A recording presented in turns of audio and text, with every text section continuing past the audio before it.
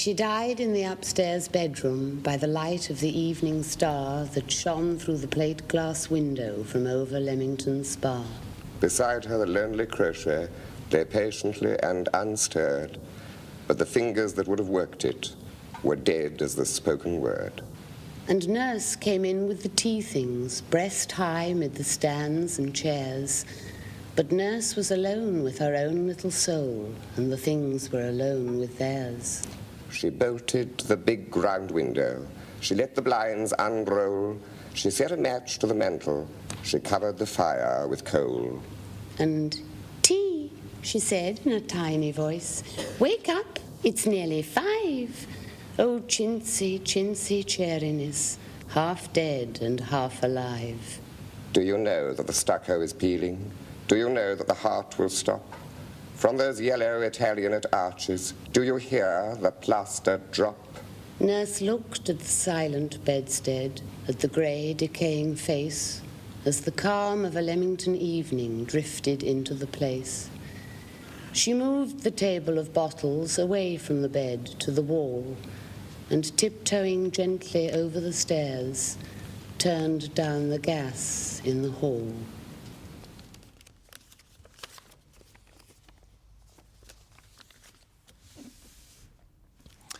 That was the iconic voices of Dame Maggie Smith and Kenneth Williams reading the poem Death in Leamington by John Betjeman. I love the way they read it together. You can really hear the closeness of their friendship in their voices. I've been so curious about their friendship, described by one journalist as a shining intimacy, and what brought them together in the first place, because their friendship seems so vital and in sync. And it makes me think about my friend Claire, who passed away last year. When I first met Claire, she had a job digitalizing old videotapes of theatre shows in an archive. She was very interested in how we remember performances. If Kenneth were here today, he might say, "May I say what a great honor it is for you to have me. I've waited long enough to come on, but it was a very nice build-up. Yes, very nice." Both Maggie and Kenneth have really got under my skin. They've appeared to me in my dreams. If I ask Maggie about her life in the theatre, she might say, "The theatre's a different world, a much better world. It's the real world that's the illusion. Outside, the trains can run late, but the trains in the theatre always run on time. It's strict and secure. The theatre is full of people looking for prefabricated security. They find it there, nowhere else. Outside, marriages crash, life goes wrong, the thermometer freezes. Inside, the walls are padded against the world."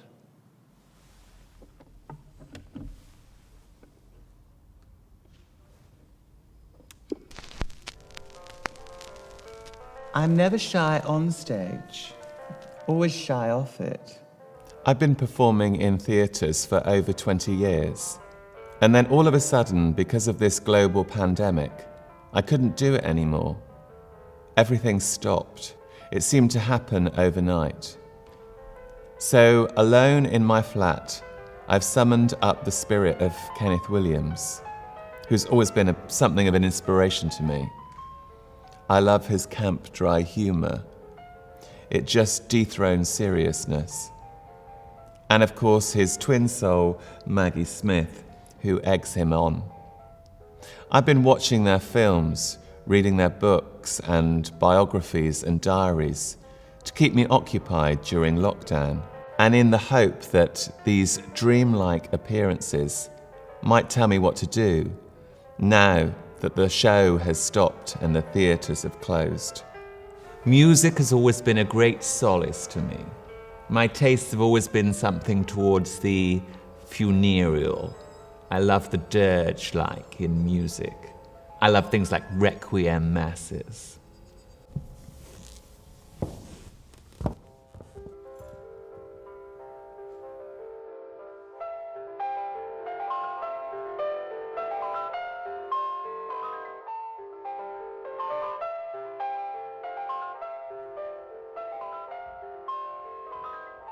It's an enchanting and lovely melody, isn't it?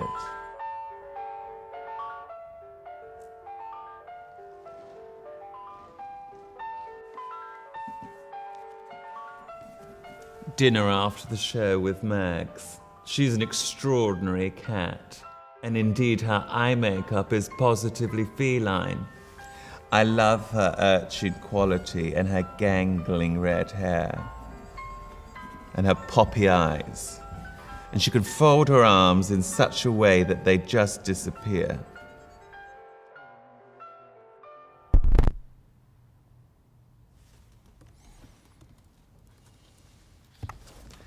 Kenneth first met Maggie in 1957 in a West End revue show called Share My Lettuce that was written by Bamber Gascoigne. Maggie immediately recognised Kenneth as a master of the comic technique, and he became her teacher as well as her co-star. I love imagining the moment that they might have met. Sparks flying, both of them outsiders, both of them seeing themselves in each other. And I know from my own experience how friends and friendships can influence me. We become parts of each other in a way that is disarming and unexpected. We feed off each other. I remember my friend Claire would love to shorten words when we spoke. It amused us. We thought we'd created this hilarious shared language. Words like proj for project and totes for totally. And then later, hosp for hospital, when her life was shortened. We even shortened abbreviate to abbrev, playing around with the words, seeing how our latest adjustment in the language would land. And it seems to me that when a friend passes, they can live on through the living one in their interior thoughts and ways of speaking. And once in a while, there are flashes of them, still alive and vital. And sometimes you catch yourself, and you are them. Kenneth always loved my routine with a string of pearls in Share My Lettuce.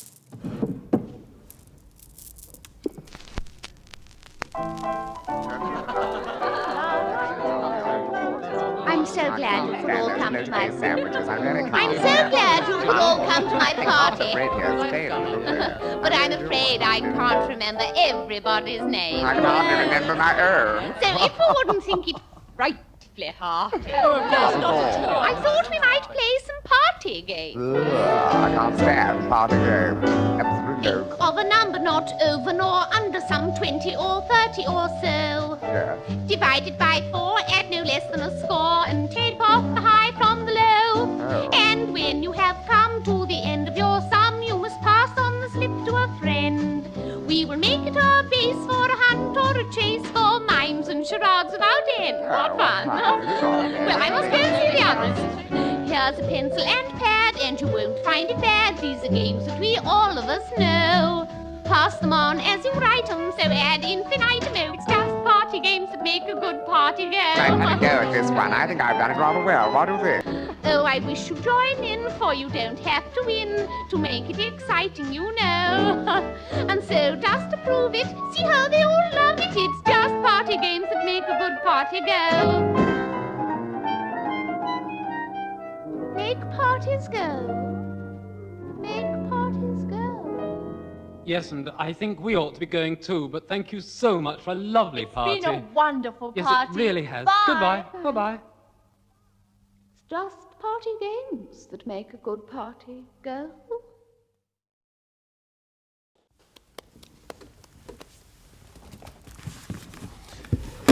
In 1962, in Peter Shaffer's The Private Ear and the Public Eye at the Globe Theatre, Maggie and Kenneth were reunited.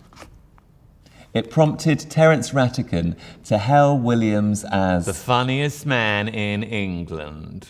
Kenneth taught me how to recognise one word in a sentence which would turn it from something quite commonplace into something wildly funny. Meanwhile, Laurence Olivier was gathering around him a hand-picked caucus of personnel for the National Theatre.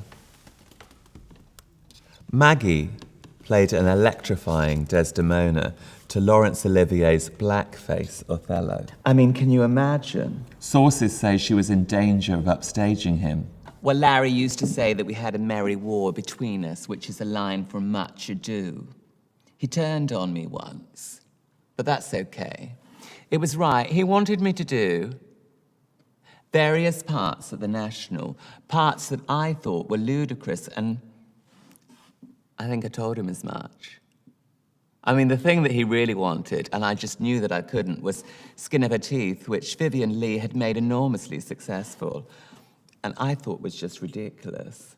And I think I told him as such. So I got into trouble for that. He just slapped me very hard in Othello. He just gave me a good thwack around the head and said, "Out, devil." I went out completely. I was knocked out. It was the first time I saw stars at the National. Mags told me at dinner that Larry Olivier had said about me, "I think he's got sex appeal." Of course, I don't think it's true. But what a marvellous thing to hear about oneself. After one show, Larry said to me that the pronunciation of my vowels was not up to par. I went in to help him with his eyelashes, and he was sat there with all this grunge-like makeup. And I said, "How now, brown cow?" Olivia did not find the remark funny. He just said, "Much better." By the end of 1973, Maggie was being directed by John Gielgud in Private Lives by Noel Coward.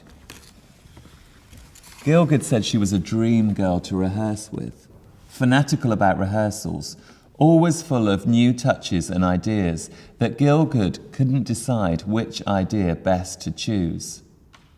Maggie was playing alongside her first husband, Robert Stevens, but the marriage was going off the rails. The strain of the private life took its toll on private lives. And Maggie was mightily relieved at the end of the year when Kenneth Williams moved into the Globe Theatre next door in My Fat Friend, a comedy that was written for him by Charles Lawrence. The play went well despite a difficult rehearsal period. And Maggie, who always read other people's reviews, but never her own. I've never seen such a wonderful crop of notices. You've been away from the theatre for such a long time, but you've certainly come back with a bang. They had supper together and harked back to previous occupations in the same theatres 10 years previously. God had intended such things. It's the divine nature of special affections. What I love about the two of them is they can deliver these great showbiz anecdotes. The stories have been told so often that they just roll off the tongue, like a song. My stories don't feel like that. They only prove that sometimes I performed in a pub theatre in Brighton to an audience of 12, or my technician hasn't turned up. But I do remember those times with small audiences, giving me a chance to speak to every single person in the room and make eye contact with them, creating that invisible thread between the performance and the audience. Or I remember cabaret nights and crowded dressing rooms packed with other performers, and feeling like in that moment, off stage, I'd finally found my tribe, something that hadn't occurred to me when I was performing on stage with them. Thank God it's not PVC that we're sat on. Quite often you get PVC and I have to be very careful. I've had 3 operations on my nether regions, which has interfered with my career on more than one occasion. I remember I was doing a love scene with Maggie Smith, and I had to be on one knee, and my line was, let me be the frog that turns into a prince, and inadvertently, wind broke. And Maggie, she was upstage, and she just said, Front row heard that. Which didn't exactly help, And I said to her later in the dressing room, I said, ordinarily I could have got away with that. And she said, I think it's best to air these things. I said, none of us are perfect. I said, even Valentino blew off. Yeah, but those were silent films. I've written a letter to Dame Maggie. I wonder how she's coping without the theatre. I wonder if she's got any advice for me alone in my flat. I wonder how she views that shining intimacy with Kenneth. Is it still glowing after all these years? I wonder if she got frustrated with him and his dark moods.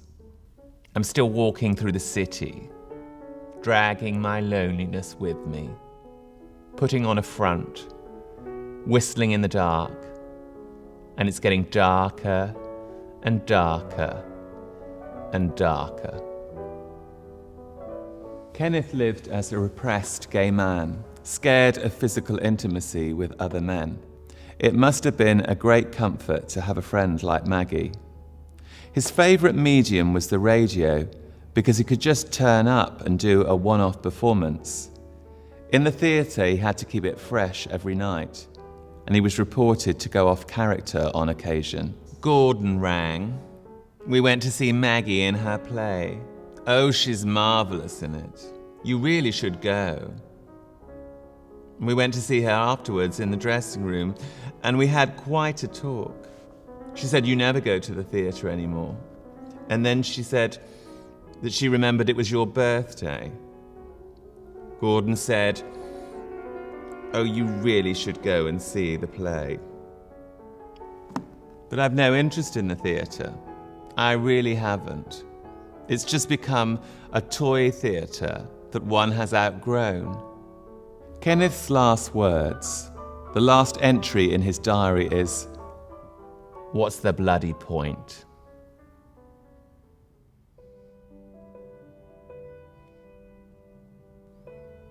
I like the ephemera thing about theatre.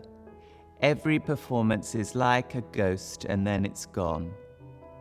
Recently with Harry Potter and Downton Abbey, these were huge things in terms of public recognition, and you become more and more aware that people are goggling at you. It's ridiculous. I led a perfectly normal life before Downton Abbey. No, I'm not kidding. I could go to the theatres, I could go to galleries on my own, and now I can't. The Fulham Road's dodgy enough, let alone... it's truly television. I've been working for an awfully long time before Downton Abbey, and life was fine. Nobody knew who the hell I was. Now it's all changed. Never mind, eh? In my letter to Dame Maggie, I wanted to ask her how the pandemic has affected her. I wondered how she felt about that invisible thread between the performer and the audience. Is it lost forever? It's what I lay awake at night worried about. I asked her if she thought that the theatres would wait for us, or have they just become toy theatres that we've outgrown? I also asked her what she thought about some newspapers saying that in Downton Abbey, she's only performing as Kenneth Williams in drag. I remember a project I worked on with Claire. She was to direct the grand finale, and I had to walk down a flight of stairs with a model who was wearing a dress made entirely of lettuce leaves. Claire worried about the details too much, dissecting everything, and I just couldn't be bothered. But that's not how I remember it now. I just remember what fun it was walking down a flight of stairs with this beautiful model on my arm who was wearing a dress made entirely of lettuce leaves. Our revels now are ended. These are actors, as I foretold you, were all spirits, and are melted into air, into thin air. And like the baseless fabric of this vision, the cloud-capped towers, the gorgeous palaces, the solemn temples, the great globe itself, yea, all which it inherit, shall dissolve, and like this insubstantial pageant faded, leave not a rack behind. We are such stuff as dreams are made on, and our little life is rounded with the sleep